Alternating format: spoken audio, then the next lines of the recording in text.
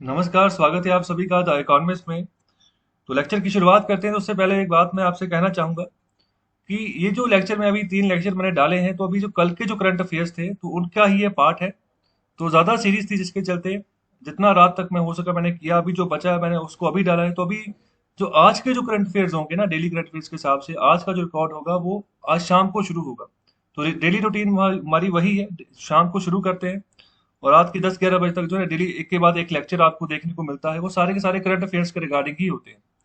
और इन सब का एक पीडीएफ जो है ना आपको अवेलेबल होगा। जितने वीडियोस यहाँ पर आए, चाहे 10 वीडियो से आए, 11 वीडियोस आए, तो उसका एक ही पीडीएफ आपको एक डेट के हिसाब से मिलेगा, जो कि अवेलेबल होता है टेलीग्राम चैनल पे। तो अभी इस लेक्चर में हम बात करने जा रहे हैं, सुप्रीम कोर्ट ने अभी ऑर्डर जारी कर दिया है राज्यों को, जो जेल अथॉरिटीज है उनको, कि इमीडिएट रिलीज कीजिए जो यहाँ पर कैदी है जेलों में, जिनको बंद किया हुआ है उनको।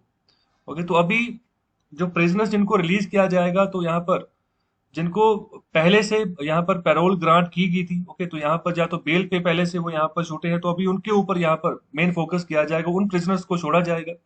और इस लेक्चर में ये भी समझेंगे कि भारत में जो पैरोल सिस्टम है वो कैसे काम करता है, क्या यहाँ पर जो टेक्निक्स है, किस तरह कितनी यहाँ पर जो है छूट मिलती है अगर कोई बंदा जेल से बाहर जाता भी है तो अभी शुरुआत में अगर बात करें तो सुप्रीम कोर्ट ने सैटरडे को यहाँ पर एक डायरेक्शन जो है ना पास की है। तो उन्होंने कहा है कि जो स्टेट प्रिजन है, जो राज्यों में जो जेलें हैं ना, तो वहां पर मतलब थोड़ी यहाँ पर जो तादाद है वो ज्यादा है, और जो जेल्स हैं वो कंजस्टेड है, जिसके चलते अभी ये बात ध्यान में रखी जा रही है कि अभी बहुत बड़े पैमाने पर कोविड-19 का सर्ज देखने को मिल रहा है भारत में।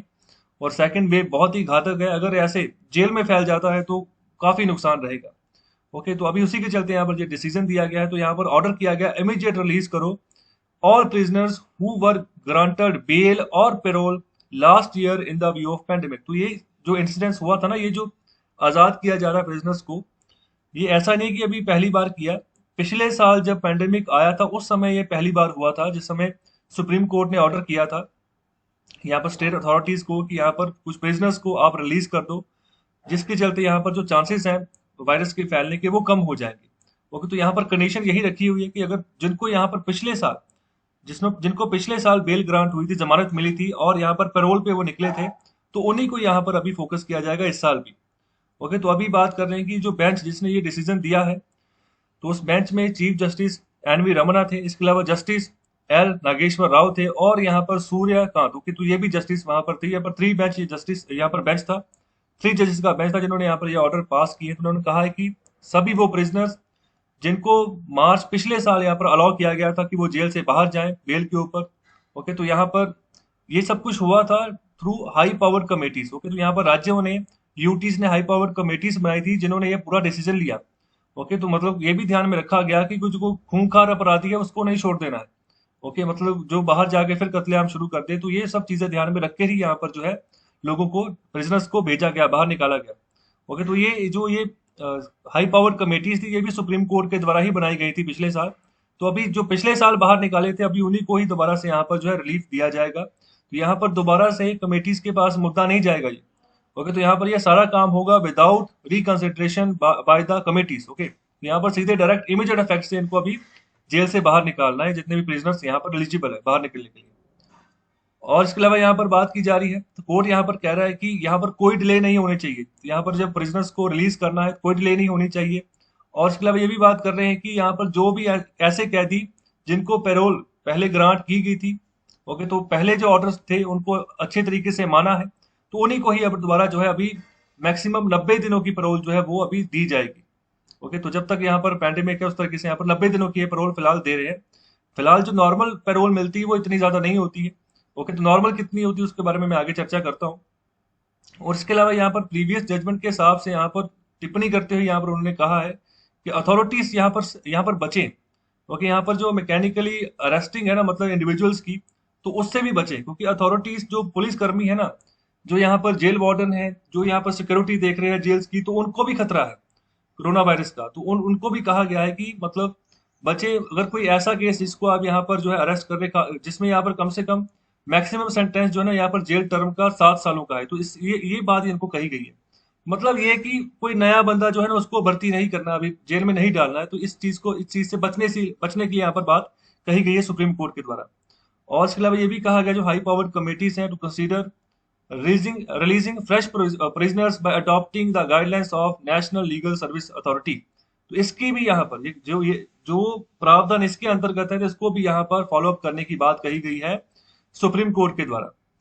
तो ये नेशनल लीगल सर्विस अथॉरिटी, इसका मतलब क्या है, ये क्यों बनाई गई थी? तो देखो, भारत में ना बहुत सारे लोग हैं, ऐसे लोग हैं जो न्याय लेना तो चाहते हैं लेकिन अफोर्ड नहीं कर पाते हैं। ओके, मतलब देखो, अगर कोर्ट में केस डालना है तो वकील करना पड़ेगा, वकील का अलग से खर्चा है, बाकी जो चार्जेस है वो अलग से हैं।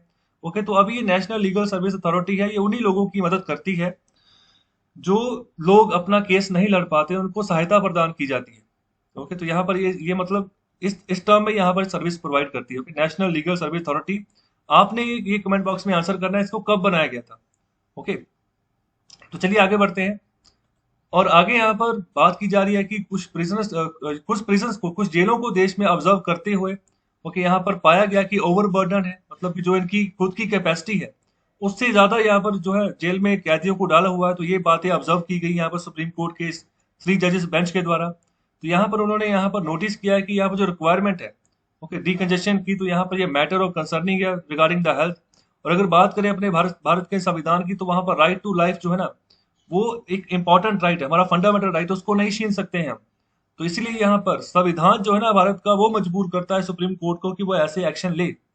ओके, तो यह भी राइट टू लाइफ, चाहे वो यहाँ पर प्रिजन, यहाँ पर जो प्रिजन में जो यहाँ पर जो प्रिजनर्स हैं, चाहे वो हो, चाहे यहाँ पर जो पुलिस पर्सनल है जो कि यहाँ पर ड्यूटी पे है, तो दोनों की जिंदगी यहाँ पर इंपॉर्टेंट है। तो इनको यहाँ पर ध्यान में रखते हुए यहाँ पर ऐसा डिसीजन दिया गया है सुप्रीम कोर्ट के द्वारा। तो यहाँ पर बात की जा रही है, रिडक्शन ऑफ इम्पैक्ट ऑफ कोविड-19 requires this code to effectively calibrate concerns of the criminal justice system, health hazards and right of the accused. मतलब जो राइट्स हैं यहाँ पर अक्यूज के, जो दोषी हैं, उनका भी ध्यान रखें। तो दोषी यहाँ पर वही है जो जेल में कैदी है, तो कोविड-19 का इम्पैक्ट क्या होगा, तो यहाँ पर ये भी बात ध्यान में रखी जा रही है। तो सही तरीके से यहाँ पर कैलिब्रेट करने की बात कर रहे हैं क्रिमिनल जस्टिस सिस्टम को, कि उनका जहां तक उनका हक बनता है वो भी उनको दिया जाए। और फर्दर यहाँ पर ऐड किया गया है कि from limiting arrest to taking care of कोविड-19 पेशेंट्स। ओके, तो यहाँ पर जो कोविड-19 पेशेंट्स है, उनको, उनके भी अरेस्ट को यहाँ पर कम करने की बात की जा रही है।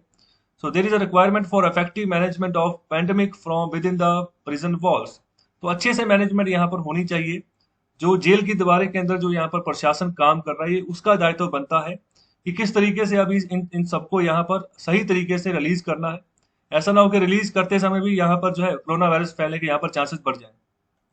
और अभी बात करते हैं कि भारत में पैरोल सिस्टम क्या है। तो यहाँ पर पैरोल सिस्टम का मतलब होता है system of releasing prisoners in jail और पैरोल। तो यहाँ पर जो प्रिजनर्स हैं उनको यहाँ पर कुछ टर्म के लिए जेल से बाहर निकाल देना by suspension of their sentences in accordance with the rules for the time being in force. तो यहाँ पर जो उनको सेंटेंस, जो सजा मिली है ना, तो उसको थोड़ा सा यहाँ पर जो है सस्पेंड किया जाता है थोड़े समय के लिए। मतलब ये भी तब मिलती है पैरोल को जब वैलिड रीजन यहाँ पर दिया जाए उस समय के हिसाब से। तो यहाँ पर जो रेगुलर पैरोल होती है, तो यहाँ पर अलाउ की जाती है, मैक्सिमम जो पीरियड है वो 1 मंथ का, मतलब मैक्सिमम है ये, मतलब 1 महीने की मैक्सिमम पैरोल मिल सकती है। तो यहाँ पर अगर कोई स्पेशल सर्कमस्टांसेस है यहाँ पर प्रिजनर के, तो उस समय यहाँ पर इसको यहाँ पर ज्यादा भी किया जा सकता है, 1 महीने से ज्यादा भी यहाँ पर टाइम दिया जा सकता है। जैसे अभी 90 दिनों की पैरोल दी जा रही है। ओके, तो 90 दिनों की पैरोल, क्योंकि अभी स्पेशल सर्कमस्टांसेस है, अभी पैंडेमिक फैलने के चांसेस इसके चलते अभी इसको बढ़ाया गया है। तो यहाँ पर उन दोषियों को यहाँ पर मिलती है जो कम से कम पिछले 1 साल में यहाँ पर जेल में सजा काट रहे हैं। ओके, तो उनको यहाँ पर पैरोल की सुविधा दी जाती है।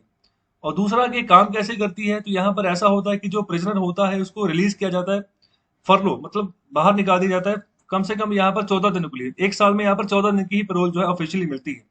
तो एक्सटेंड होती है, तो यहाँ पर जो भी अगर सही रीजन होगा उसके हिसाब से, ज्यादातर जैसे कोई मतलब घर में कोई इंसिडेंट हो गया ना, तो उसके चलते यहाँ पर पैरोल दी जाती है।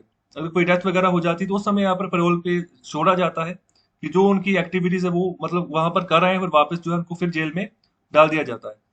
तो यहाँ पर पैरोल जो है ये कोई मतलब फंडामेंटल राइट नहीं है, हम इसको कह सकते हैं। ये एक तरह का यहाँ पर लीगल सैंक्शन जो है वो प्रदान किया जाता है, मतलब कि एक शॉर्ट ड्यूरेशन के लिए छुट्टी पे भेजा जाता है प्रिजन को, कि वो प्रिजनर को, कि वो अगर घर जाना चाहे तो यहाँ पर उसको वहां पर होकर आ सकता है। तो पैरोल जो है ये डिस्क्रिशनरी पावर होती है, मतलब कि जो यहाँ पर जो प्रिजन अथॉरिटीज हो, जैसे हम जेलर की बात करें तो मतलब वही एक तरीके से मेन अथॉरिटी होती है जो जेल को कंट्रोल करके चलते हैं। तो ये उनकी डिस्क्रिशनरी पावर है। ओके, इसके अलावा जो स्टेट अथॉरिटीज होती हैं, तो वो उन्होंने यहाँ पर अपनी पावर ट्रांसफर की होती है जेल अथॉरिटीज को, कि आप जो डिसीजन लें तो आप ले सकते हो। अगर कोई यहाँ पर मुद्दा ऐसा आ गया कि किसी ऐसे बंदे को पैरोल देनी है, मतलब जो काफी संदिग्ध है, तो उसके समय में स्टेट अथॉरिटीज जो है ना वो खुद से निर्णय लेती हैं उसमें। तो यहाँ पर डिस्क्रिशनरी पावर के मतलब समय के हिसाब से, जिससे भी जो भी सिचुएशन उस हिसाब से जो उनकी बुद्धि कहती है ना कि भाई इसको ये चीज दे देनी चाहिए, तो यहाँ पर उसको कहा जा रहा है कि इस तरीके से यहाँ पर ये पैरोल जो है ये प्रदान की जाती है कैदियों को।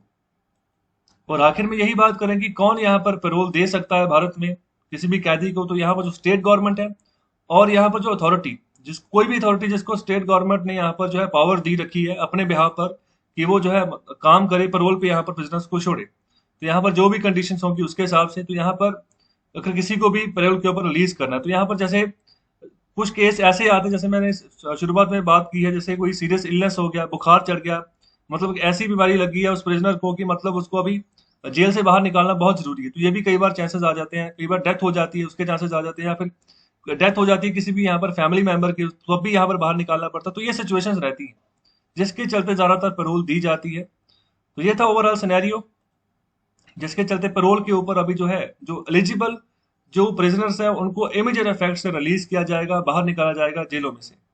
तो कैसा लगा आपको लेक्चर?